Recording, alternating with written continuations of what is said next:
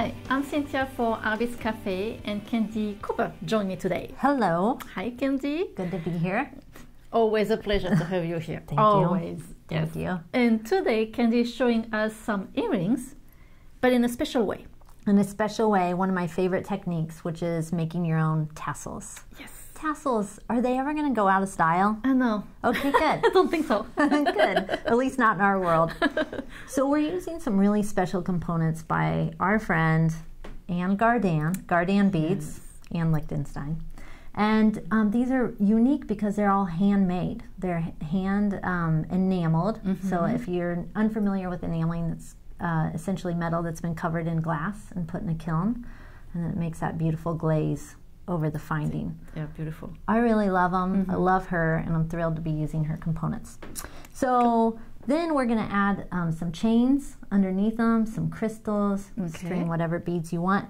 And even though the samples I did are with earrings, you can just make them as a pendant. Right. And, you know, put it on a long chain or even a short, you know, something strung with some beads and crystals. So to get started, I've already started mine here, but I've got a pile of chains. This is a great project to use up all those scrap chains. Do you end up like, oh yes, I can't throw them away. Craft hoarders, unite. You don't want to throw them away. No.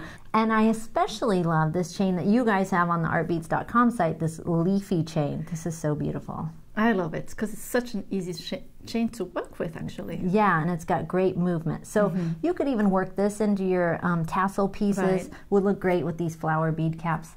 But anyway, so just pick your poison and go to town. So we can't leave chains unadorned at the ends. So I'm going ahead and stringing some beads onto some crystals. Do you want to do one just for fun? I need a couple more. Here's some large. You need that? And I'm using your new, these are new, right? These new designer blends with the crystals and pearls. Yes.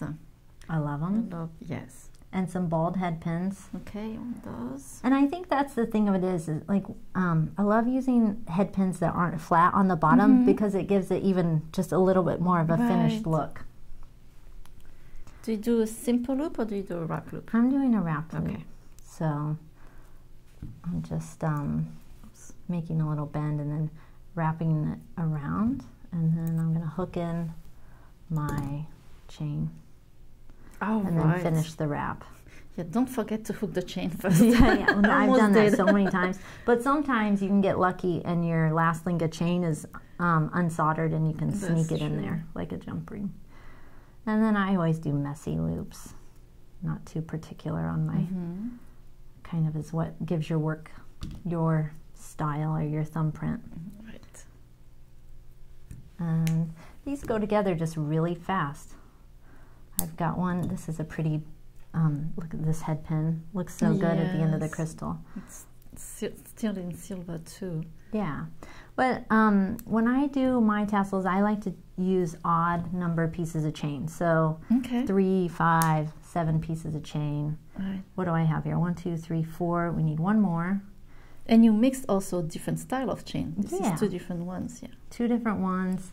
And that's where using the scraps and even multiple metal colors look good. That's you know, especially with these earthy bright bead caps, you can get by with some antique brass. It would look really good with your oxidized metals. That's true. Yeah. It's all about playing and blending. I think too many rules makes creativity not so much fun. Okay, so last one. And then we can start thinking about how we're going to layer up the bead cap with some other beads. I brought along some little rondelle crystal beads. Those always look good. And then I love the bird beads. Yes. I've been using those for years. They're so cute. Okay, so we're just going to open up an eye pin. And you could also make your own with a wire or whatever. Right. And sometimes that's like helpful if you're attaching a bunch of chains because sometimes eye pins aren't large enough, really. Yeah, the loop on the eye pin is pretty small too. Right. So I can see how you have to make your own too. Right. And then you're just going to stack and layer these things on. And And just close your loop, and I've got everything in a nice little spot now. That's about, I think I loaded that up as much as I could. Yes, so then, I know.